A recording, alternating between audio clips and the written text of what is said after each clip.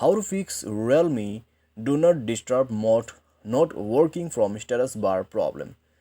नमस्कार दोस्तों, स्वागत है आप सभी का तिकराज यूट्यूब चैनल पर। तो दोस्तों आज के इस वीडियो पर मैं आपको बताऊंगा कि आप जो है कैसे अपने डिवाइस में इस प्रॉब्लम को सॉल्व कैसे कर सकते हैं। डीएनडी सर्विस दोस्तों अगर आपके स्टेटस बार में से काम नहीं कर रहा है तो कैसे आपको फिक्स करना है ये प्रॉब्लम, ठीक है। तो डू नॉट डिस्टर्ब मोड जो है दोस्तों, अगर आप उसको इनेबल करते हैं तो आपके फ़ोन पे कम्प्लीटली साउंड बंद हो जाते हैं, रिंगिंग नहीं होगा, साउंड म्यूज़िक सब कुछ बंद कर देते हैं, ठीक है। ये है दोस्तों do not disturb mode.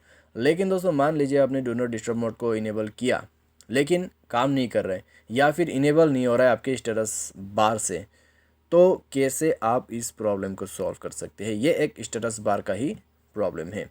Video को पूरा देखें, सॉल्यूशन को करें, आपका प्रॉब्लम फिक्स हो जाएगा। वीडियो शुरू करने से पहले अगर आपने चैनल को सब्सक्राइब नहीं किया है तो सब्सक्राइब करके बेल आइकन को क्लिक करें। अगर आपको ऑनलाइन पैसा कमाना है तो वीडियो डिस्क्रिप्शन पर लिंक मिल जाएगा।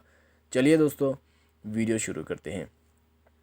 तो दोस्तों यहाँ पे अगर आपको इस तरह का प्रॉब्लम आते हैं तो एक बार मोबाइल को रिस्टार्ट करके डू नॉट डिस्टर्ब मोड को स्टेटस बार से इनेबल करके देखिए। अगर प्रॉब्लम सॉल्व होता है तो ठीक है, अगर प्रॉब्लम जो है सॉल्व नहीं हो पाते तो दोस्तों आप डू नॉट डिस्टर्ब मोड को जो है सेटिंग पर जाके भी लगा सकते हैं, ठीक है। तो यहाँ पे जाइए नोटिफिकेशन एंड ओके, तो यहाँ पर नहीं होगा, शायद साउंड एंड वाइब्रेशन पे होगा। तो यहाँ पर भी दोस्तों शायद ये ऑप्शन नहीं है, ये है डीएनडी मोड, ओके। तो जाके आप दोस्तों इसको इनेबल कर दीजिए, यहाँ से काम कर जाएगा।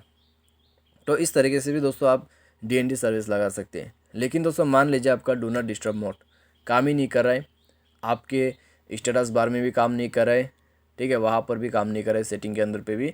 तो आपको क्या करना है, तो दोस्तों जाइए मोबाइल के सेटिंग पर, स्क्रॉल डाउन करें, एडिशनल सेटिंग पर जाइए, स्क्रॉल डाउन कीजिए, बैकअप एंड रीसेट पर क्लिक कीजिए, रीसेट टू फैक्ट्री रीसेट पर क्लिक करके रीसेट सिस्टम सेटिंग ओनली कर दीजिए। रीसेट सिस्टम सेटिंग ओनली करने के बाद दोस्तों आप जो है डिवाइस को रिस्टार्ट कर दीजिए। रिस्टार्ट करने के बाद चेकआउट करके देखिए, आपका प्रॉब्लम सॉल्व हो जाएगा, ठीक है।